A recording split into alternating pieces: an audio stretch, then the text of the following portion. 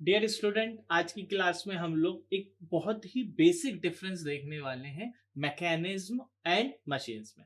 जैसा कि हमने लास्ट सेमेस्टर में थ्योरी ऑफ मशीन्स पढ़ा था। थ्योरी ऑफ मशीन्स में हम लोगों ने देखा था, या फिर हम देखें स्ट्रेंथ ऑफ मटेरियल से शुरू करें, किसी भी एक स्टैंडर्ड बार पे मैं उसमें फोर्स लगा रहा था तो उस पर स्ट्रेसेस का एनालिसिस किया।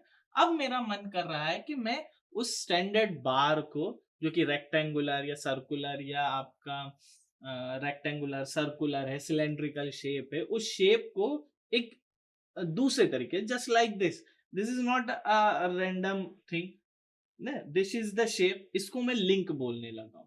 तो थ्योरी ऑफ मशीन्स में हम लोगों ने लिंक्स बोला, and the combination of links को मैंने मैकेनिज्म बोल दिया।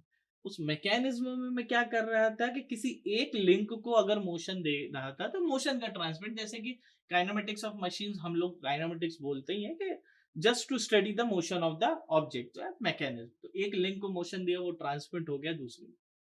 But in dynamics of machines, we are going to study the, or we are going to analysis the motion of the mechanism बोल दो, या ऑब्जेक्ट बोल दो, या मशीन बोल दो, considering the cause of the motion.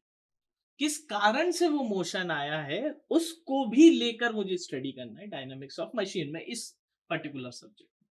तो जब मैं बात कर रहा हूं मैकेनिज्म की और मशीन्स की, तो machines is nothing but a combination of mechanism, जिसमें मैं एक इनपुट दूं to get a desired output. That is very important, a desired output. इसका मतलब ये नहीं है कि मैं कैसा भी इनपुट दूं और कुछ भी आउटपुट मिले, मैं जो चाहता हूं वो मिले। That is the main work of the machine. उसीलिए मैंने मशीन को बनाया है कि जो मैं चाह रहा हूं वो कर दे।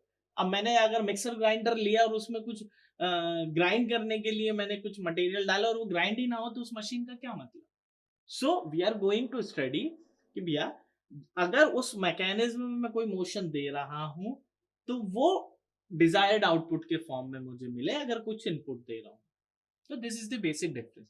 स्ट्रक्चर भी हम लोग देखेंगे। स्ट्रक्चर में हम लोगों ने ये देखा कि structure is nothing but to represent a rigid body और a fixed object.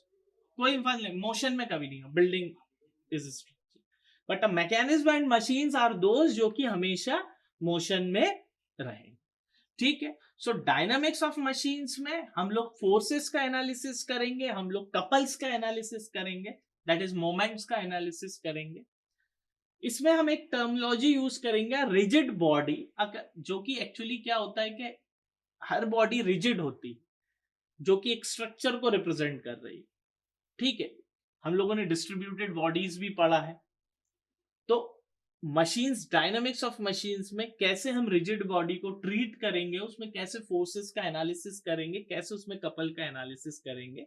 So in that particular class we are just studying the basic difference between a mechanism, machines and a structure.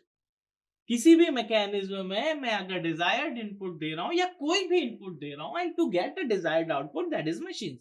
और उस machines में, उसमें अब एक simple mechanism है, जैसे single slider crank mechanism ही ले लो, जिसमें एक स्लाइडर है, कनेक्टिंग रॉड है, क्रैंक है।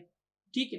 तो ऐसे में मैं दे रहा हूं पिस्टन साइड पे input, and to get the output at the crank side, तो उसको मैं बोल रहा हूं engine. If I'm going to give the input at the crank side and to get an output at the piston side, that is desired output, उसको compressor बोल रहा हूँ। So the basic difference between a mechanism and a machine is कि हम एक input दे रहे हैं to get a desired output. Thank you.